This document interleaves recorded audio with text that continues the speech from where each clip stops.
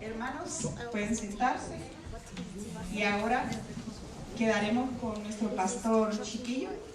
El tiempo es para él. Amén.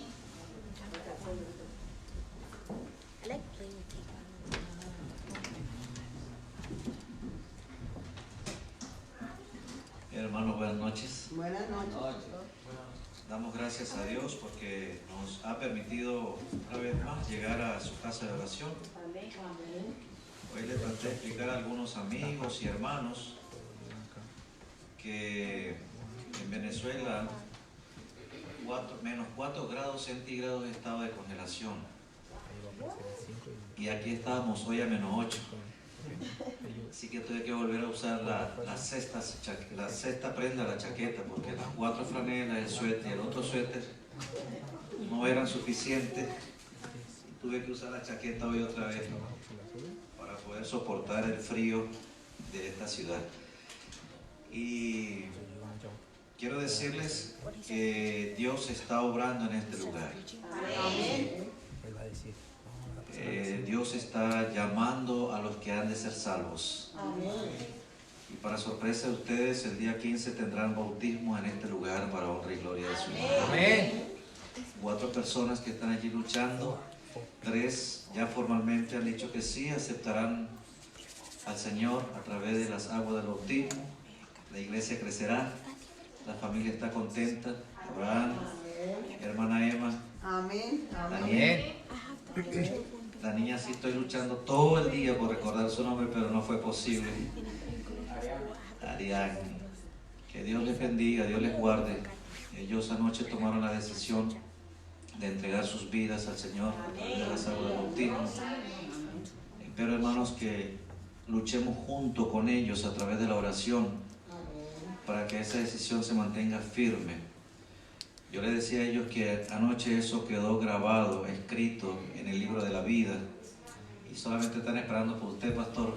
Ese día vendrá a esta iglesia y ellos querrán entonces que usted le bautice.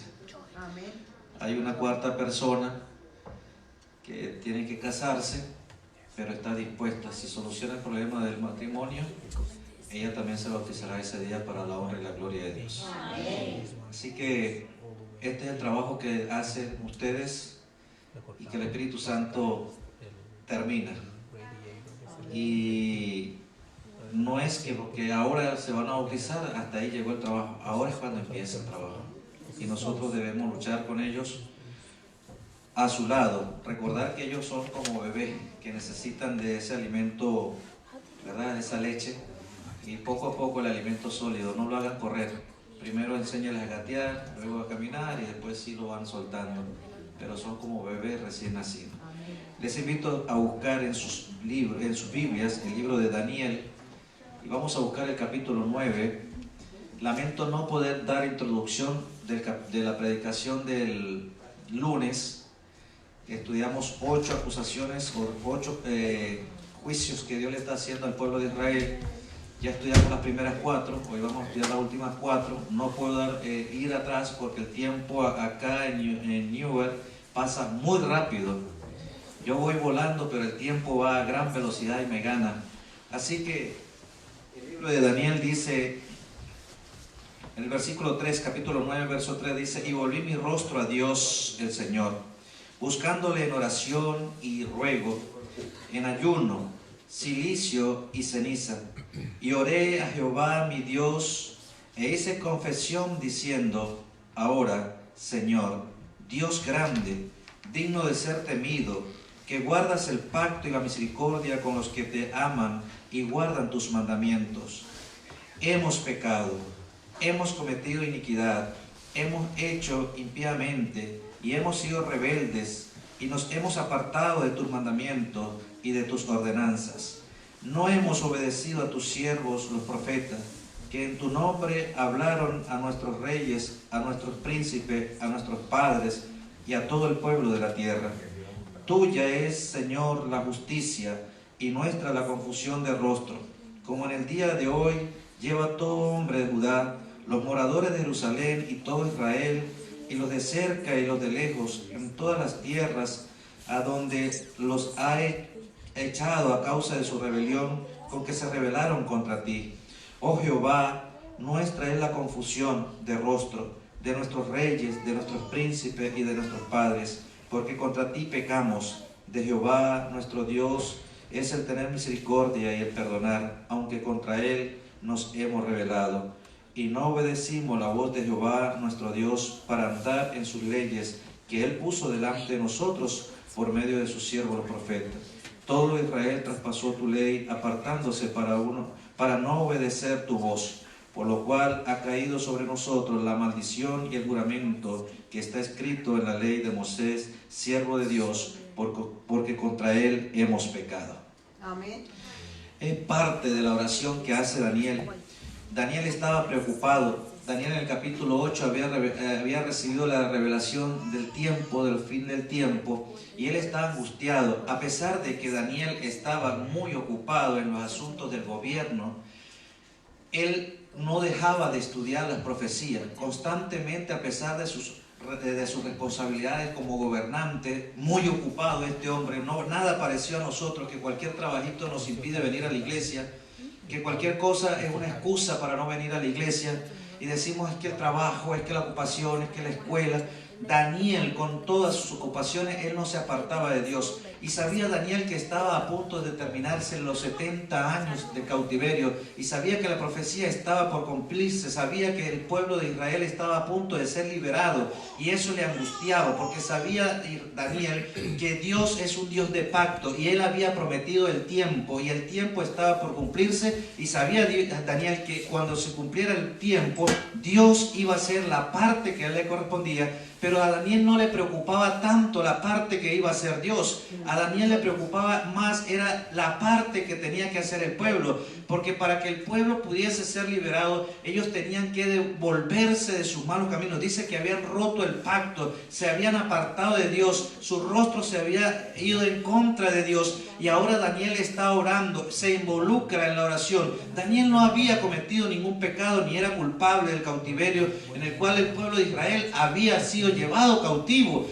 Pero él, en ese afán, en ese desespero de ver su pueblo libre, de verlo liberarse, y posiblemente él deseaba volver allí también para ver nuevamente a su familia y todo lo que él había dejado allí atrás sin ninguna culpa. Eso le angustia a Daniel, y Daniel comienza a orar. Y no dice que solamente el pueblo es el que ha pecado y es el culpable de lo que Dios ha hecho, sino que él se involucra y también se forma parte de esa oración. En ese desespero, Daniel también dice: nosotros hemos pecado, nosotros te hemos fallado, nosotros hemos roto el pacto, nosotros ya no hemos vuelto a ti. Y él comienza a decir, y él sabe que Dios está detrás de su pueblo. Eso angustia entonces a Daniel. Israel había sido rebelde, Dios le había permitido ir allí en cautiverio para poderlos preservar de lo que podían llegar a ellos a ser y desaparecer como nación santa de Dios. Y era el medio por el cual Dios había usado para liberar, para mantener ese pueblo allí, preservarlo, para que ellos pudiesen reconocer y pudiesen saber que Dios es su Dios y que no hay otro nombre dado a los hombres dado bajo el cielo en el cual podamos ser salvos. Es por eso que la angustia de Daniel, y Daniel se desespera y comienza entonces a orar y comienza a rogarle a Dios por más misericordia, por más gracia, con más amor, con más vehemencia. Pero también él está preocupado por lo que está haciendo el pueblo para poder lograr la liberación, que ya el tiempo estaba cumpliéndose, y eso le angustiaba mucho a Daniel. Es por eso, hermanos, que nosotros comenzamos un estudio del libro de Malaquías. Le decía que 8 veces Dios llama al pueblo, 8 veces, pacientemente, lo leímos el lunes, pacientemente, bondadosamente, amablemente Dios llama al pueblo, pero 8 veces de manera rebelde, de manera indecente, el pueblo le responde a Dios. Estudiamos las primeras 4, ¿recuerdan? Hoy vamos a estudiar la quinta, y mira lo que Dios le dice al pueblo de Israel. De la quinta cosa que el pueblo de Israel es acusado por Dios, pero la quinta vez que el pueblo nuevamente de manera rebelde le responde a Dios. Aquí está la quinta. Dice, Dios también está cansado ¿de qué cosa? De su hipócrita pretensión de piedad. Ellos se hacían ver como hombres, como pueblo piadoso, pero Dios le está diciendo que ellos realmente son ¿qué cosa? Hipócritas. Hipócritas, porque de piedad no tienen ¿qué? Nada. Y es por eso que sigue diciendo, y el pueblo se defiende insinuando que la acusación divina no tiene fundamento y es ¿qué cosa? Injusta. Imagínense, el pueblo se atreve a decirle a Dios que Dios es injusto y Dios no ha hecho otra cosa sino que ir en pos del pueblo, buscándole, llamándole, redimiéndole, rescatándole, mandándole la luz, mandándole los profetas. Daniel dice, mandando los profetas, y todo, a pesar de todo esto, el pueblo de Israel le dice a Dios que la acusación que él está haciendo es injusta, y por eso hacen ver a Dios como un Dios ¿qué cosa? Injusto, que Dios no está diciendo realmente la verdad. Y es por eso entonces que Dios contesta señalando que la incapacidad de ellos para distinguir entre lo sagrado y lo común en los actos del culto está acompañada por un fracaso similar para discernir entre lo bueno y lo malo en la vida diaria. Aminoran el mal con la disculpa, ni siquiera con el perdón, sino que ellos ya no necesitan de pedir perdón, sino ahora son disculpas, lo aminoran. El tamaño de su rebeldía, el tamaño de su rebelión, el tamaño de sus pecados, ya ellos se hacen ver como que no necesitan del perdón, sino que con una disculpa es ¿qué cosa? Suficiente, y quieren jugar con Dios. Y es por eso que Dios les sigue diciendo que son incapaces de discernir entre lo bueno y lo malo en la vida diaria. Aminoran el mal con la disculpa de que realmente no tienen importancia, con lo que sugieren que Dios no debería ofenderse mientras mantengan la forma de la religión. Pero Dios los amonesta diciéndole que la impenitencia obstinada inevitablemente tendrá el resultado de apresurar el día de ¿qué cosa? Del castigo final. Y el pueblo va subiendo el tono de voz hacia Dios. Y Dios ya comienza como que también a cansarse un poquito de esa obstinada respuesta. Y le dice, ¿quieren ir un poco más alto? Vamos a ir un poco más alto. La 4 leíamos que de manera detallada Dios le está diciendo ahora, como conozco, y leíamos Apocalipsis, el pueblo de la Odisea le dice a Dios que ellos son ricos, que se han enriquecido y que de ninguna cosa tienen necesidad. Pero Dios les dice que realmente ellos no saben lo que tienen, porque no tienen nada y Dios no está entre ellos. Y es por eso que Apocalipsis, el mensaje a la Odisea, Dios le recomienda comprar de él oro refinado en fuego, colirio para ver, que compren ropas blancas de gala, la justicia de Cristo. Y aparte de eso le dice que ellos son unos miserables, pobres, ciegos y desnudos. Es por eso que el pueblo sigue, y Dios entonces de manera detallada comienza a hablarle al pueblo y les dice nuevamente volver, nuevamente los llama. Y es por eso que Apocalipsis 3:20 Dios se ofrece al pueblo de la Odisea diciendo, he aquí yo estoy a las puertas y llamo. Si alguno oye mi voz y abre la puerta, yo entraré a él, cenaré con él y él conmigo. Pero Dios no le está hablando al pueblo judío ni al pueblo de Israel de una hamburguesa, ni de un perro caliente, ni de una arepa. No le está hablando de una tostada, ni un taco mexicano. Dios le está recordando que si ellos están dispuestos a abrir la puerta de su corazón, le está recordando que tiene una promesa de un día participar con él en la cena del Señor. Amén. Pero el pueblo sigue de manera rebelde. Y vamos a ver entonces la sexta cosa de la cual Dios está amonestando al pueblo de Israel. Dios ahora acusa a Israel de completa apostasía. No obstante, acompaña la solemne acusación con una bondadosa invitación para que se vuelvan a Él. Hermano, qué grande es Dios. Qué misericordioso es Dios, que a pesar de que Él está diciendo el mal que ellos están haciendo y ellos de manera rebelde le están reprochando a Dios cada una de las acusaciones, no hubo una en la que ellos se quedaran callados, en la que ellos se defendieran y acusaran a Dios y ofendieran a Dios y mofaran a Dios. Dios entonces en la sexta amonestación, Él a pesar de que lo amonesta, no deja de hacerle un llamado para rescatar al pueblo. Un llamado de misericordia para que ellos se vuelvan, porque Él los ha amado con un amor eterno. Amén. Y ellos le dicen a Dios que les dé una prueba de ese amor, que le demuestre que verdaderamente los ama. Y prácticamente culpan a Dios de las cosas que ellos están pasando. Y sigue diciendo, sin embargo, ellos fingen completa sorpresa, o sea, se sorprenden. De paso se sorprenden. Los inocentes se sorprenden. La sorpresa e indignación ante el pensamiento de que de alguna manera se hubieran desviado del camino de la obediencia estricta a los requerimientos divinos. Sigue el pueblo defendiéndose de lo que Dios le está acusando. Hermanos, pero es muy fácil cuando hablamos de lo demás. Pero ¿qué está sucediendo en nuestra vida diaria?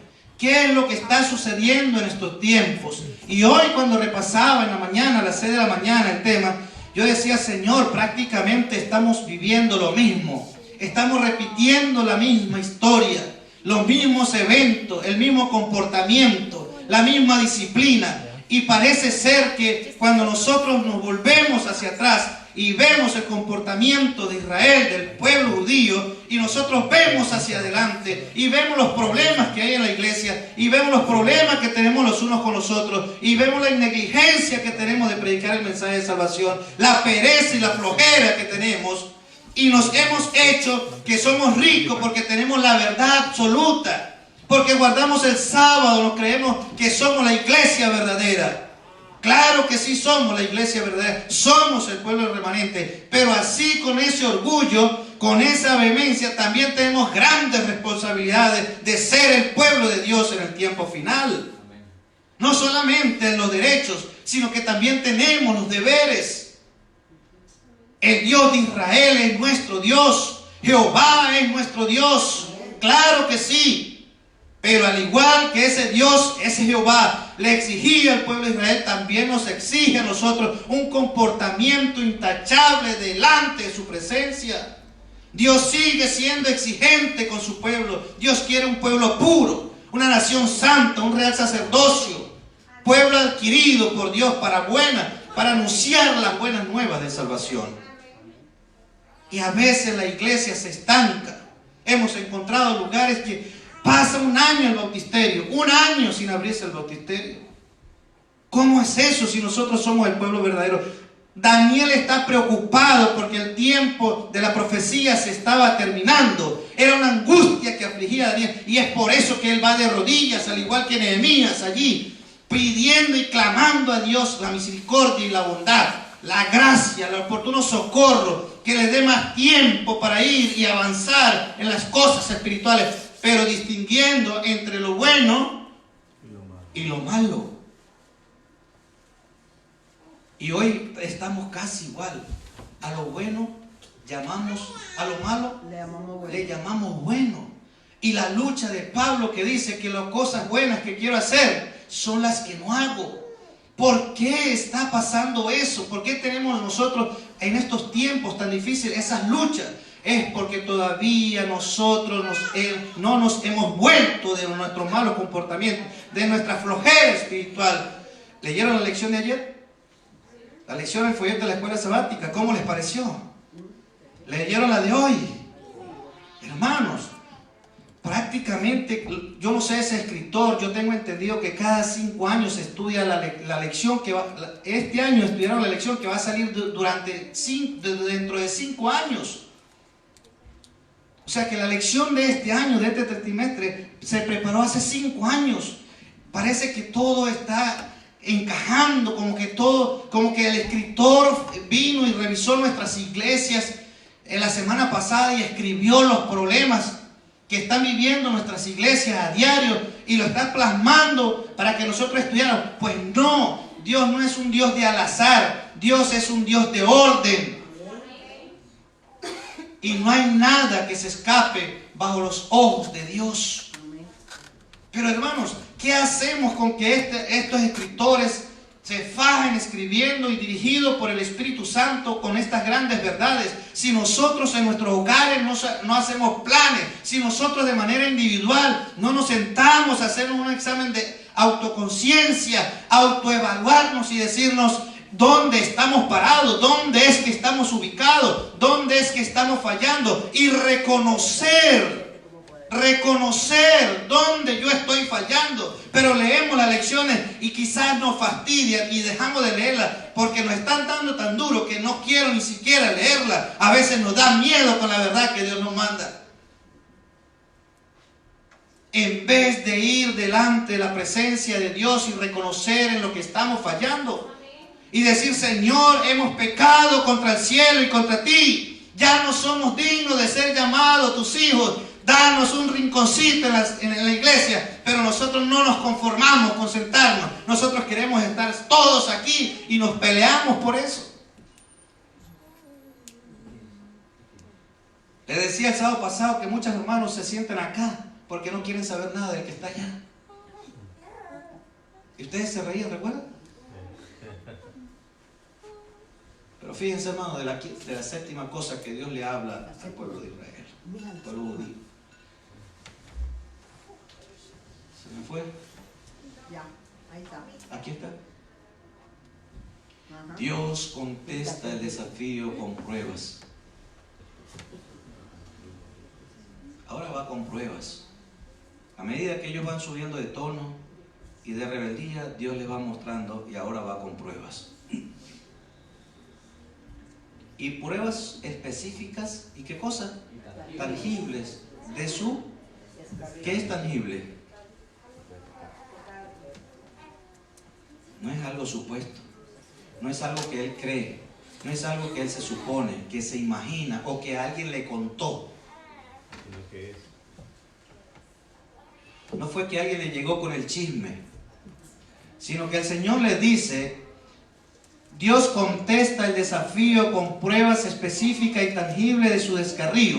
Los acusa de robo, pero se niegan a reconocer la acusación. Sin embargo, su silencio constituye el reconocimiento tácito de esa verdad. El que calla, Otorga.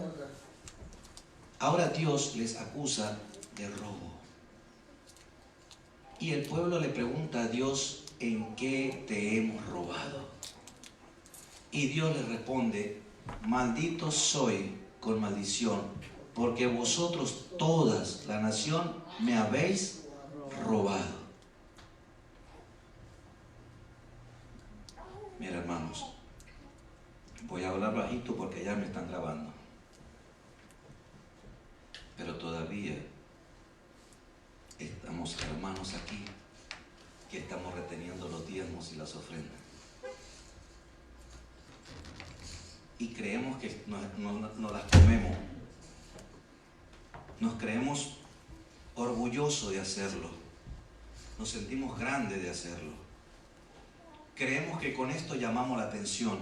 Y cual niño rebelde, cual niño caprichoso, queremos llamar la atención con cosas tan delicadas como esta. Muchos se molestan con las conferencias, con la junta de la iglesia, con el pastor o con el anciano. Dice: así, vamos a retener los diezmos, pues vamos a ver qué van a hacer. Hermano, qué error tan grave. Qué error tan tonto, tan bobo. Y no saben lo que están amontonando sobre vuestras cabezas. ¿Quién es el que pide el diezmo y la ofrenda? ¿Es el pastor de la iglesia? Dios. ¿O es la conferencia? Es Dios. ¿O es la asociación general? ¿O es la junta de iglesia? ¿Quién es el que pide los diezmos y la ofrenda? Jehová. Cuando usted decide retener los diezmos y las ofrendas, ¿con quién te estás metiendo? ¿Con el pastor? Con Jehová. ¿Con la junta de la iglesia? ¿Con la conferencia? Hermanos, no jueguen con candela. El que pide los diezmos y las ofrendas es Dios.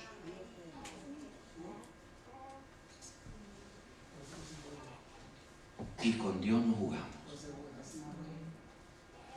Con Dios no podemos jugar. Dios es un Dios de amor. Es un Dios de gracia. Pero es un Dios de juicio. Y no hay nada que se escape de los ojos de Dios que no esté anotado. Si usted es de lo que aún está reteniendo los diezmos y las ofrendas, tenga cuidado. Yo no voy a pelear aquí ni voy a discutir con nadie aquí. No voy a perder ni un minuto para decirle a usted que debe devolver los diezmos y las ofrendas. Si quiere devolverlas, devuélvalas.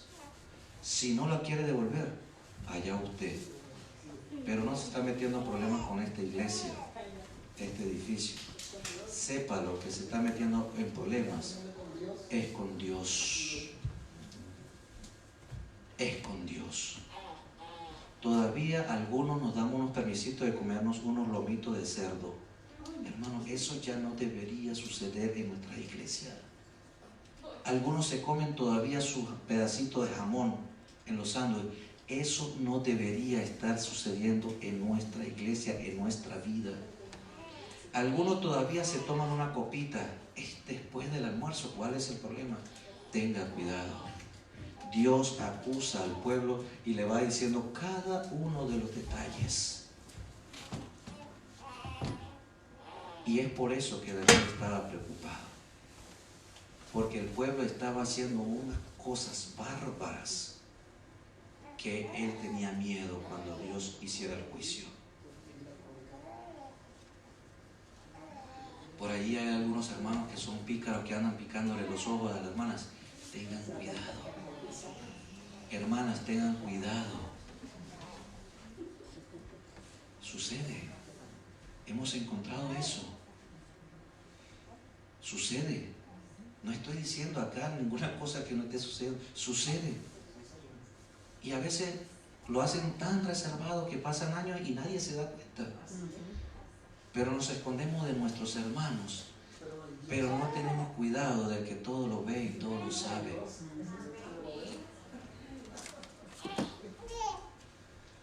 Los que egoístamente están reteniendo sus recursos, escuchen bien, hermanos, oído al tambor, paren las orejas. Los que egoístamente están reteniendo sus recursos no deben sorprenderse si la mano de Dios esparce, ¿qué cosa? Sus posesiones. No crea porque usted todavía no le ha pasado nada y está reteniendo los diezmos y las ofrendas. No se sorprenda cuando la mano de Dios, que todo lo sabe, que todo lo ve, llega a esparcir, ¿qué cosa?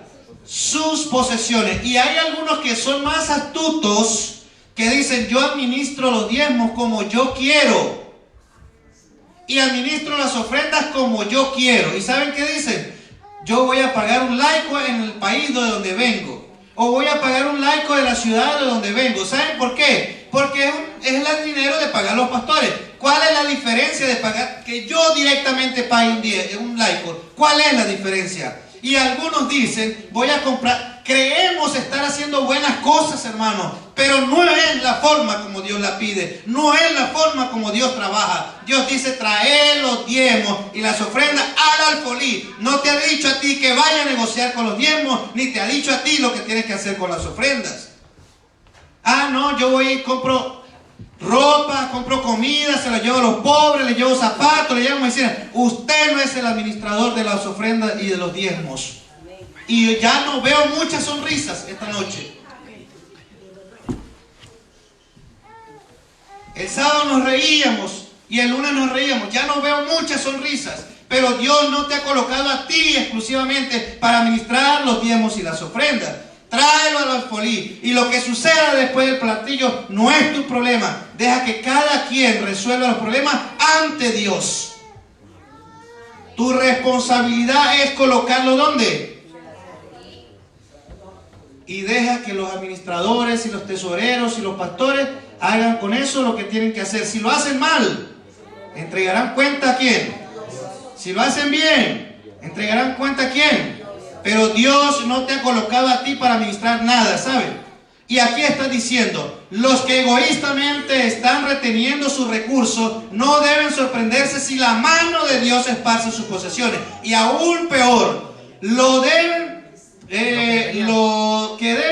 que debería haber sido consagrado para el adelanto de su obra y de su causa, pero que ha sido retenido, puede ser ¿qué cosa? Arrebatado en diversas formas. ¿Cuáles son las formas? Primera, Dios se le acercará. ¿Con qué cosa? Con castigo. Oh, hermano.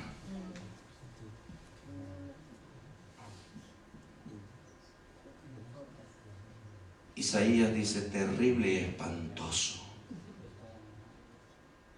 son los días de hoy. ¿Quién podrá permanecer en pie? Una de las cosas que Dios hará es, Dios se acercará con castigo. Se producirán muchas pérdidas. Dios puede esparcir los recursos que ha prestado a sus mayordomos. Hermanos, no te pongas en problema ni pongas en problema a tu familia. No te sorprendas si estás reteniendo los diezmos y las ofrendas si llega una enfermedad grave a alguno de tus hijos.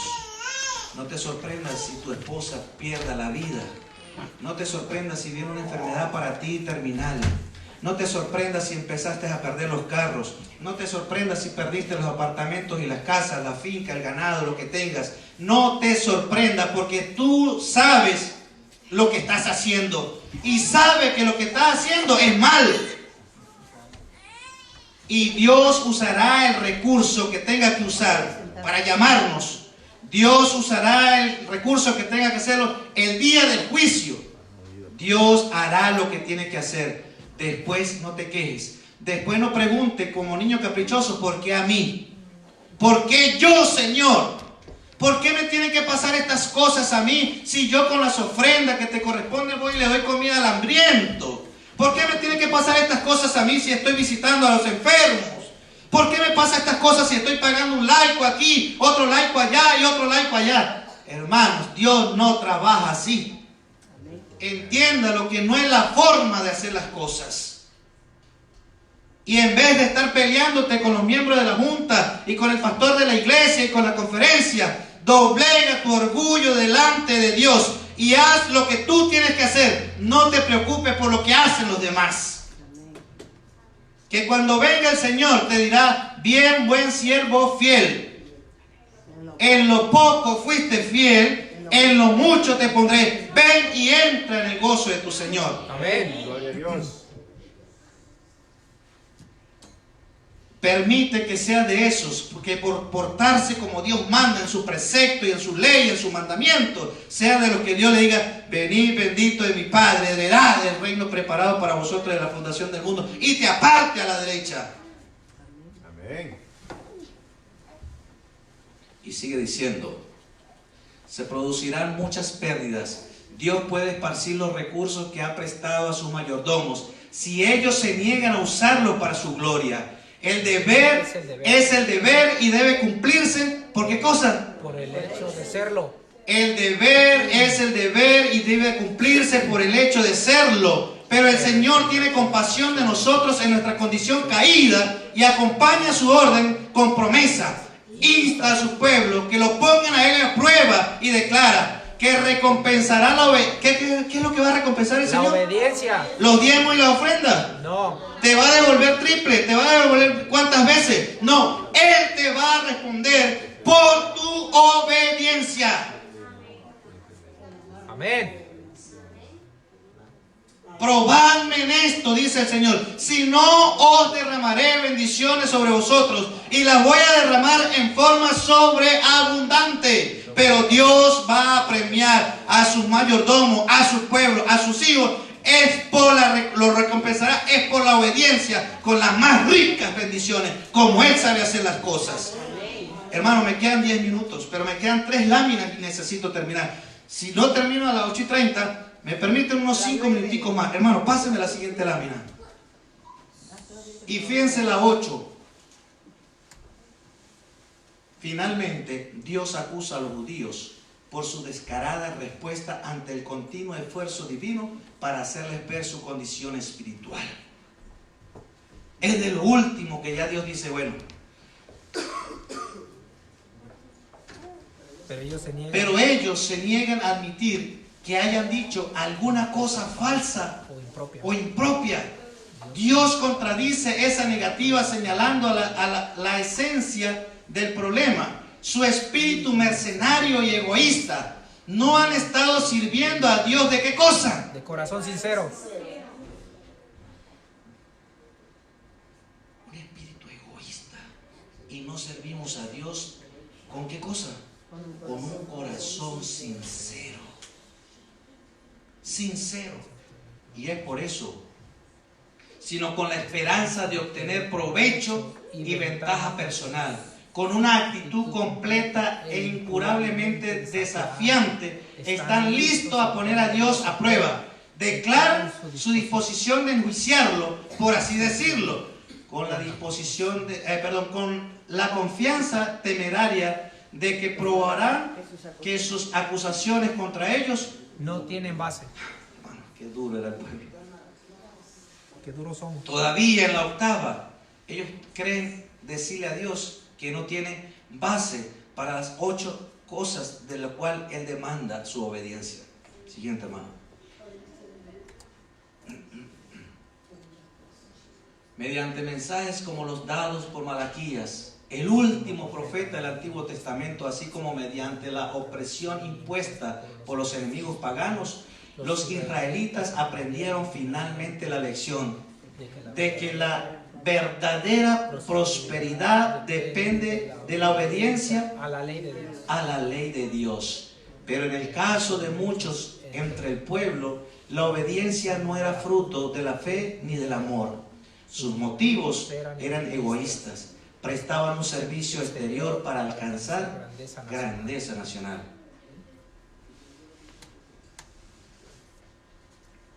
Al mismo tiempo, por sus pecados, los judíos se estaban separando ellos mismos De Dios.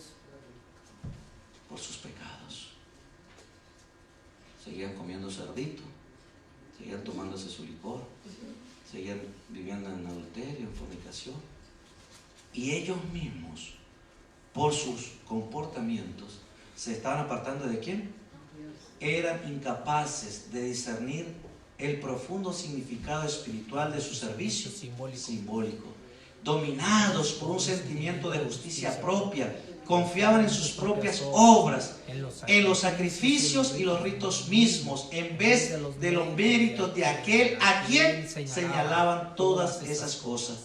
De este modo, ignoraron la justicia de Dios y procurando establecer la suya propia, se encerraron en un formalismo egoísta. Careciendo del espíritu de la gracia de Dios, procuraron suplir esta falta mediante una rigurosa y observancia de los ceremonias y los ritos religiosos. Le daban más importancia a lo ego que estaban sacrificando que lo que eso simbolizaba, que era Cristo Jesús, la obediencia. Durante más de 1000 años, el pueblo judío había aguardado la venida del Salvador prometido. Escuchen esto, hermano. Sus esperanzas más halagüeñas se habían basado en Ese acontecimiento. Durante 1000 años, en cantos y profecías, en los ritos del templo, en las oraciones familiares, se había reverenciado su nombre. Y sin embargo, cuando vino, no le reconocieron como el Mesías a quien tanto habían esperado. A los suyos vino y los suyos 1000 años cantando, orando y deseando los sacrificios. Y a los suyos vino y los suyos no le conocieron. Hermano, Mateo dice que como los hijos de Noé, como los días de Noé, así serán también La venida del hombre. la venida del Hijo del Hombre. ¿Y en qué estaban los hijos en los días de Noé? Bebiendo, Casándose, comiendo, dándose en casamiento, casándose. todo aquello y lo otro. Y vino a los míos, dice el Señor, y los míos ¿Será posible que siendo el pueblo remanente de Dios del tiempo final el Señor pueda venir y no le reconozcamos? Y nos lo pasamos cantando y venimos todos los sábados y nos encerramos en los ritos y en las cosas religiosas y nos apartamos del verdadero significado. A los suyos vino y los suyos no le recibieron. Para sus corazones amantes del mundo, el amado del cielo fue como raíz de tierra seca. A sus ojos no hubo parecer en él, ni hermosura. No discernieron en él belleza que se le hiciera, ¿qué cosa? Desear. Finalmente, en los capítulos que hemos leído, Dios reconoce que hay unos pocos fieles en Israel que les permanecen leales y le asegura su amor inalterable. Qué bueno, hermano, que el mismo Dios reconoce que sí hay algunos que se pueden rescatar. Dios quiera que el Señor vea aquí entre los que estamos que todos somos leales a Dios, porque somos obedientes a su ley, porque somos obedientes a sus preceptos, porque guardamos de verdad la ley de Dios en nuestros corazones y lo ponemos en práctica en nuestras vidas diarias. Amén. Amén. Dios quiera que ninguno de los que está aquí salga de ese ojo, de los que somos, ¿qué cosa? Leales, y les asegura su amor inalterable. Al mismo tiempo, advierte a los impíos de la suerte que correrían en el día del castigo final. Dios quiera que ninguno de los que estamos aquí tengamos que correr ese día. Hay un amigo que nos dice, candela lo que va a sobrar. Eso es abundante lo que va a venir. Candela es lo que va a sobrar. De eso viene bastante.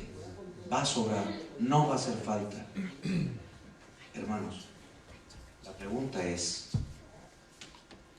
la siguiente: ¿cómo quieres ir a casa? ¿Qué vamos a hacer? ¿Seguimos solamente haciendo la cabeza así? ¿Seguimos solamente diciendo amén, amén?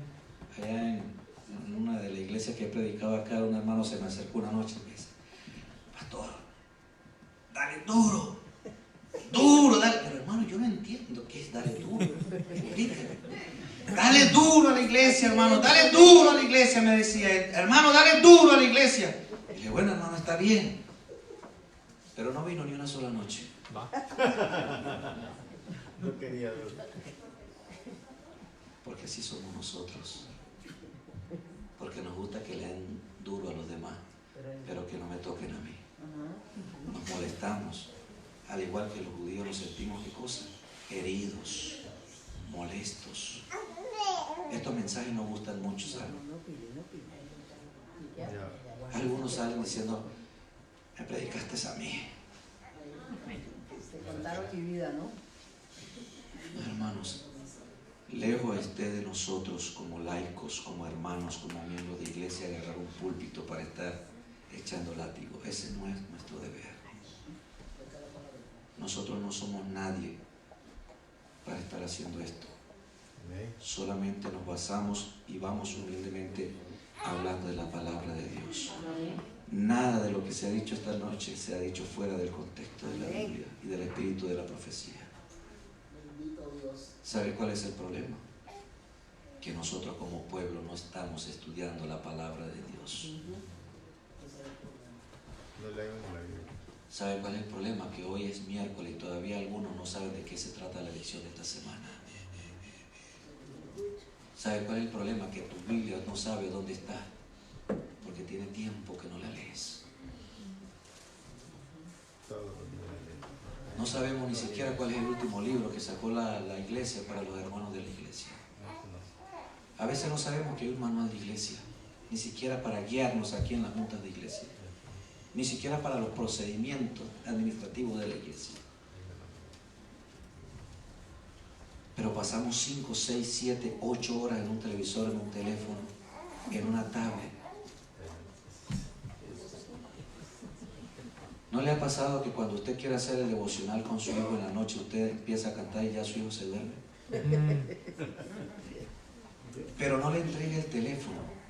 Y usted todavía es las 12 de la noche y tiene que estar diciendo, váyase a dormir. Mañana no se va a levantar. Hermanos, es necesario que nos volvamos.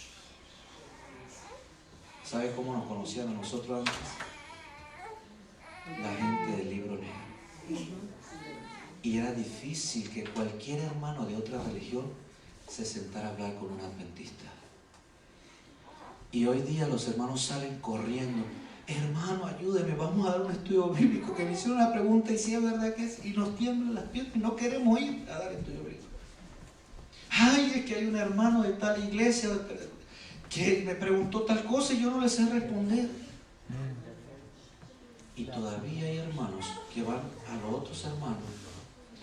Hermano, por favor, le pido que ore, porque Dios a usted sí le escucha la oración. No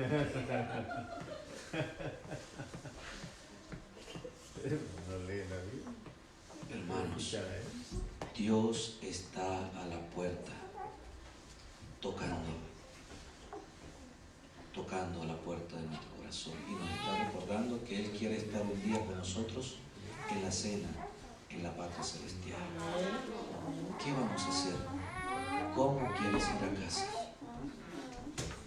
Es necesario que nosotros lleguemos a casa, reflexionemos, corrijamos. Si tenemos que pedir perdón, pidamos perdón a Dios y a nuestro hermano. Si es necesario, hagámoslo de corazón. Humillémonos delante de Dios. Dejemos la soberbia, dejemos el orgullo, dejemos la vanidad y entendamos que es un solo cuerpo, que vamos a esperar el pronto regreso de nuestro Dios, y ayudémonos los unos con los otros. Que Dios nos bendiga, que Dios nos guarde. Vamos a colocarnos en pie, vamos a cantar el himno tema.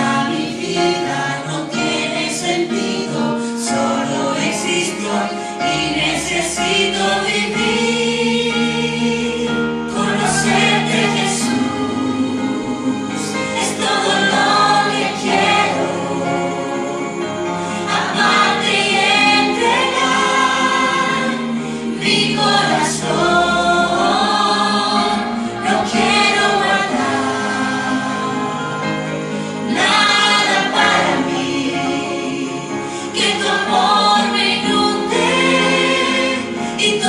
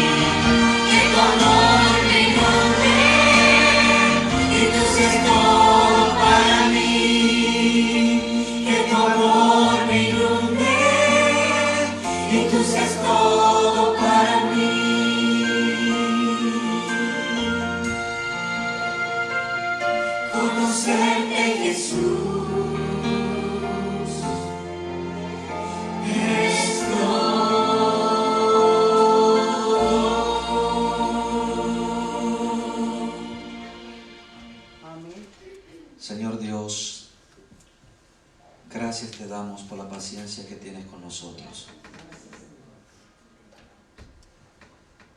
Gracias porque nos amas. Gracias porque aún estás tocando a la puerta de nuestros corazones. Gracias porque cada vez nos haces un llamado. Al igual que Daniel en esta noche, Señor, rogamos que nuestros pecados sean perdonados. Rogamos que tenga misericordia de nosotros. Y que tu Espíritu Santo, Señor, nos pueda convencer de ser obedientes, de ser buenos mayordomos, de ser ejemplo, de ser sal, de ser luz de este mundo. Ayúdanos primero a prepararnos a nosotros mismos, a preparar a nuestras familias, para luego preparar a otros, para que también puedan cruzar las filas de lo que hemos esperado, la bendita esperanza de Cristo Jesús en gloria. Acá estamos como iglesia. Queremos de manera especial, Señor, rogarte que si hay algún pecado oculto como comunidad, como iglesia, que no hayamos confesado, nos pueda perdonar. Si hay algo que se interpone entre nosotros y la presencia de Cristo, que sea quitada y que seamos bendecidos como pueblo. Hemos de regresar a nuestros hogares. Gracias por el mensaje de Malaquías. Ayúdanos a prepararnos. En el nombre de Jesús. Amén.